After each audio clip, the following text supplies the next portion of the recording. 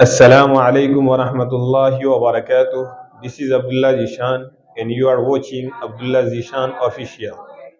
Dear viewers, जैसा कि मैंने इंट्रो में बताया था, कवाइद को सबसे पहले अजबर कराया जाएगा और इसी के बाद जो प्रोसेस है पढ़ाने का मेरा, वो मैं अपना प्रोसेस चालू करूँगा और बतलाऊँगा। तो सबसे पहले क्या है, ग्रामर यहाँ पे पढ़ाई जाएगी। क्योंकि हम ग्रामर पढ़ने जा रहे हैं, किसी ज़बान को सीखने के लिए जा रहे हैं, तो किसी भी ज़बान को सीखने से पहले कुछ जो ज़रूरी मालूमात होती हैं उसे जानना ज़रूरी है। अब ये है कि लेसन नंबर 1 मैंने यहाँ पे लिख दिया है। ये भी चूंकि क्या है, एक पार्ट है हमारे लेसन का, तो इसलिए लेसन नंबर 1 दिया गया है, कुछ ज़रूरी मालूमात। सबसे पहले आप यहाँ पर देखिए कि अंग्रेजी ज़बान में कुल 26 हरूफ होते हैं जिन्हें हम अल्फ़ाबेट कहते हैं। जिन्हें हम क्या कहते हैं? अल्फ़ाबेट कहते हैं। हर एक ज़बान में क्या है, वो हुरूफ तहज्जी है। अंग्रेजी ज़बान में भी क्या है, हुरूफ तहज्जी है, यानी अलिफ से लेकर या तक के हुरूफ को जैसे हम हुरूफ तहज्जी कहते हैं, ऐसे ही अंग्रेजी में ए टू ए से लेकर जेड तक के हुरूफ को अल्फ़ाबेट कहते हैं। ये क्या है? अल्फ़ाबेट। अल्फ़ाबेट कहा जाता है किसे? हुरूफ तहज्जी को। समझ गए? हुरूफ तहज्जी को अल्फ़ाबेट कहते हैं। अब देखिए, ए से जेड तक के तमाम हुरूफ को अंग्रेजी ज़बान में लेटर कहते हैं। यानी ए से लेकर जेड तक के तमाम हुरूफ जो हैं अलग अलग जो है, यानी ए जो है एक अलग लेटर है, बी अलग लेटर है, सी अलग लेटर है, ये जितने भी हैं ये तमाम क्या कहलाते हैं? ये लेटर्स कहलाते हैं।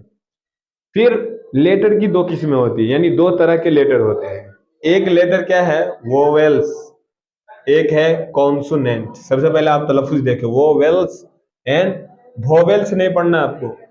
बस औकात क्या है, बाज़ लोग वी को जो है भो पढ़ देते हैं, वोवेल्स हो जाता है। तो वोवेल्स, कॉन्सोनेंट। वोवेल्स की डेफिनेशन, तारीफ क्या है? वोवेल को या वोवेल्स को उर्दू में हुरूफ इल्लत कहते हैं और वो 5 है। ए ई आई ओ यू, ये क्या है? हुरूफ इल्लत है, यानी वोवेल्स है, और वो कितने हैं? 5 है। ठीक है। अब ये कॉन्सोनेंट वोवेल्स, इसका क्या काम है अंग्रेजी जबान में? वोवेल्स की कहाँ जरूरत पड़ती है, कॉन्सोनेंट की जरूरत कैसे पड़ती है, कैसे हमें पता चलेगा भाई यहाँ पे वोवेल्स इस्तेमाल है, वहाँ पे कॉन्सोनेंट इस्तेमाल है, कहाँ पे हमें इसको इस्तेमाल करना है, मैं ये भी बताऊंगा कि भाई वोवेल्स की जरूरत क्यों पड़ती है। ठीक है, वोवेल्स को हम किस लिए इस्तेमाल करते हैं, और भी एक काम होता है वोवेल्स का, जो आगे आपको जब मैं बतलाऊंगा कि वोवेल्स की जरूरत क्यों है, वहां पर बतलाऊंगा कि इसके क्या क्या काम है। कॉन्सोनेंट को उर्दू में हुरूफ सही कहते हैं। हुरूफ इल्लत के अलावा बाकी तमाम हुरूफ सही है, यानी बी सी डी वगैरह जितने भी हुरूफ हैं, यानी हुरूफ इल्लत के अलावा ए ई आई ओ यू के अलावा वो तमाम के तमाम कॉन्सोनेंट यानी हुरूफ सही है। समझ गए? और वो कितने हैं? 5 हटा दे 26 में से। 26 में से क्या किया? 5 हटा दिया, कितने बच गए? 21 बच गए। अब एक बात और देखें, अलग अलग हुरूफ यानी लेटर्स को मिलाकर वर्ड्स यानी लफ्ज बनाया जाता है। अलग अलग जब लेटर हैं, इसे जब आपने एक साथ मिलाया तो एक वर्ड बन जाएगा जिसका कोई ना कोई माना होगा, यानी मानादार लफ्ज को क्या कहते हैं? मानादार को क्या कहते हैं? लफ्ज कहते हैं। जैसे देखिए, HOLY, HOLY, एच अलग लेटर है, ओ अलग लेटर है, एल अलग लेटर है, वाई क्या है? अलग लेटर। जब हमने इसको एक साथ कंबाइंड किया, एक साथ मिला दिया, तो एक लफ्ज बन गया, क्या? होली, जिसके माने क्या है? पाक और मुकद्दस। एक माना आया समझ में? यानी 4 हुरूफ को जब हमने एक साथ मिलाया तो एक माना समझ में आ गया, जिसके माने है पाक और मुकद्दस के। इसी तरीके से क्या है, तमाम वर्ड्स बनते हैं, अलग अलग लेटर को मिला देते हैं, इससे वर्ड्स बन जाता है। अब देखिए, अलग अलग लफ्जों को यानी वर्ड्स को मिलाकर जुमला यानी सेंटेंस बनाया जाता है। अलग अलग जैसे अलग अलग लेटर को मिलाकर वर्ड बनाया, इसी तरीके से अलग अलग वर्ड को मिलाकर क्या बनाया जाता है? सेंटेंस। जैसे देखिए, आई अलग है, स्टूडेंट अलग है, एम अलग है, ए अलग है। अब इसको देखिए, आई के माने मैं, स्टूडेंट माने तालिब इल्म,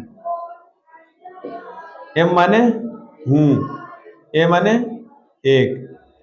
अब ये देखिए, अलग अलग है, ए यहाँ पर है, एम यहाँ है, स्टूडेंट अलग यहाँ है, आई यहाँ पर है।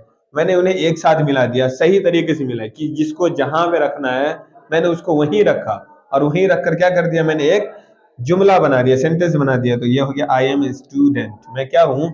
एक तालिब इल्म हूँ।